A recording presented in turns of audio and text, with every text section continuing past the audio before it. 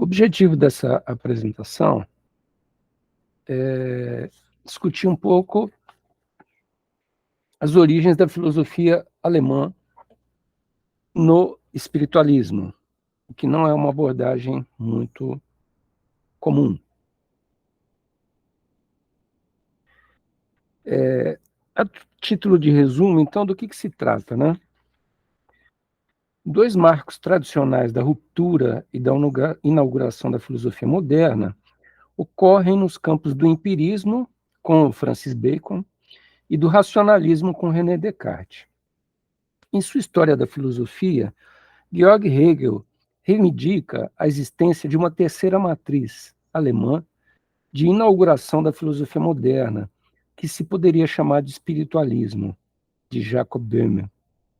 Esta filosofia dá voz a movimentos de ordem ascética, das ordens religiosas divergentes da igreja tradicional, da mística, da proposição da leitura direta das escrituras e até da crença na escatologia, práticas que deram origem a movimentos de divergência no interior da própria igreja em relação ao obscurantismo que se tornou tendência majoritária na tradição católica, principalmente medieval. O mais forte desses movimentos na Alemanha foi o luteranismo, e Hegel acredita a ele o papel de combate ao caráter místico da religião medieval na Alemanha, enquanto o empirismo desempenha esse papel na Inglaterra e o racionalismo na França. Essa é a tese do filósofo. O primeiro filósofo alemão foi, então, Jacob Böhme, que viveu de 1575 a 1624, apelidado de filósofo teutônico. Sua obra apresenta uma filosofia da interioridade, do misticismo, da vida cristã, que recorre à imagem da Trindade.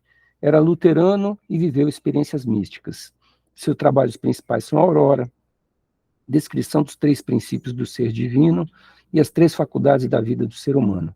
Recorria a citações da Bíblia e também da mística, da teosofia e da alquimia, com forte influência de Paracelso. Então, essa é a temática, né? Quer dizer, que é uma abordagem pouco comum da história da filosofia. Para situar exatamente o que acontece nessa ruptura do moderno, né? Que vai acontecer na Alemanha por intermédio do luteranismo, né? A gente traz um pouco a descrição do Foucault em relação àquilo que ele vai caracterizar como a pastoral na Idade Média. A origem da filosofia alemã remete à Idade Média. Por isso, é importante conhecer algumas de suas características. Foucault se ocupou desse tema na última fase de sua produção.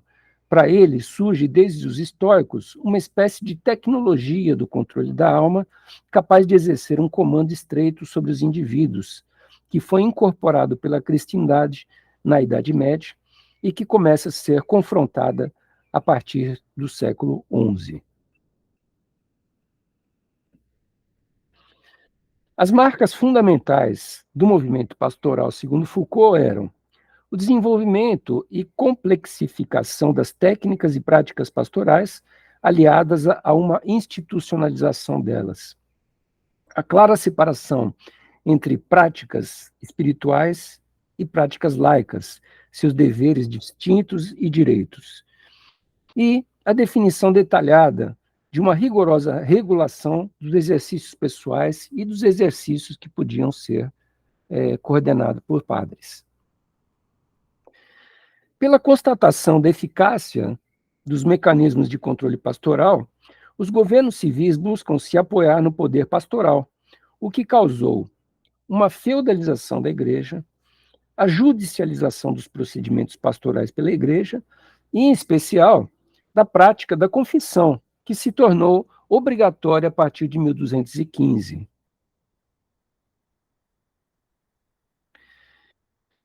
Por outro lado, houve um confronto em relação a essa política da pastoral no interior da própria igreja. Contra o poder pastoral instituído, surgem frentes de oposição no interior da própria igreja, tomando as devidas conformações. São 5 tipos, né, de oposição que o Foucault enuncia. Primeiro é o movimento da ascese, que ao promover a ideia de contato com o infinito, se coloca em confronto com a prática da obediência, a qual era tão fundamental para o mecanismo de controle pastoral. Sem recorrer ao controle dos pastores, era uma forma de manifestação da desobediência em relação à autoridade. O segundo eram as próprias ordens religiosas, as quais colocavam em perspectivas teológicas divergentes as opiniões canônicas da Igreja, nas quais se apoiavam justamente a autoridade dos padres. Uma terceira movimentação contrária à pastoral foi a mística, a qual abria oportunidade para um tipo de experiência religiosa do fiel que se contrapunha e se mostrava independente do poder da pastoral. O quarto, o acesso direto às escrituras, a leitura direta punha em xeque a interpretação dos padres, que dava sustentação ao poder pastoral, e a quinta, a crença escatológica. As teses do juízo final e da presença direta de Deus de volta ao mundo, como juiz desqualificava os próprios padres, né? Então eram 5 manifestações ou maneiras, né, de que dentro da própria igreja surge uma divergência em relação a essas tecnologias de controle que são representadas justamente pelo poder pastoral.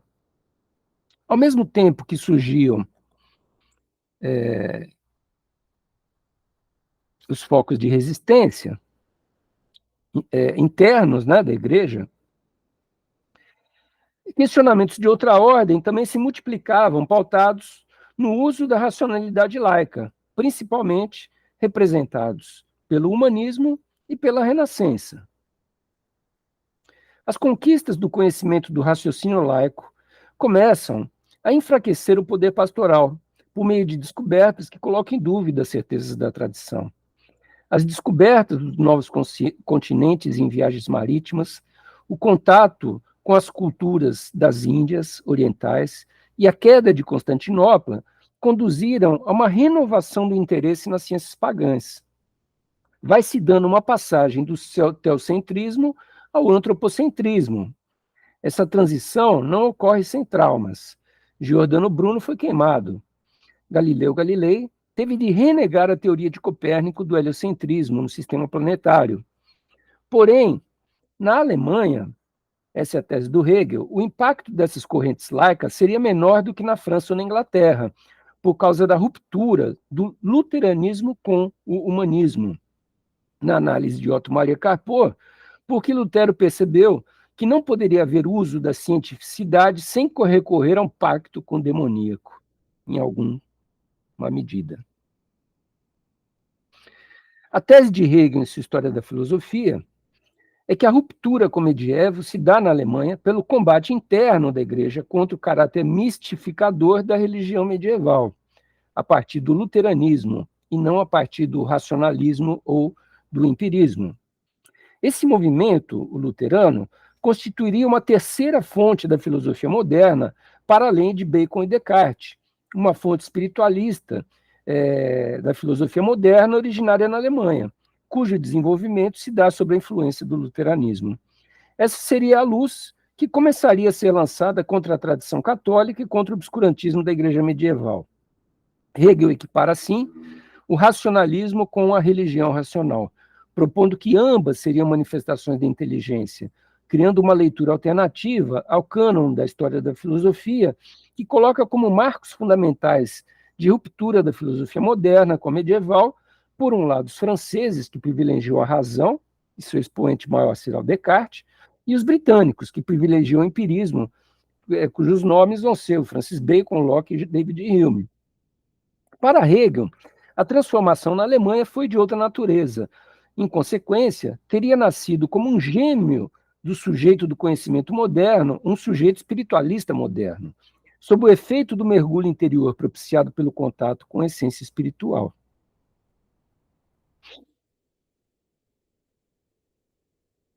O símbolo mais claro dessa apropriação racional empírico-espiritual pelo indivíduo é a figura do Fausto, que se torna o representante simbólico mais nítido da particularidade desse sujeito representante da alma alemã.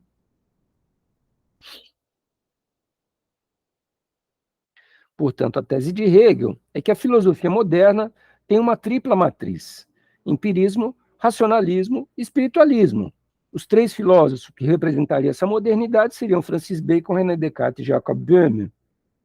Bacon desenvolve uma filosofia cujo domínio é a natureza infinita do mundo e que permite a produção de conhecimento a partir da experiência empírica e da indução. Descartes, uma que produz o conhecimento a partir da razão, como suporte da produção de conhecimento.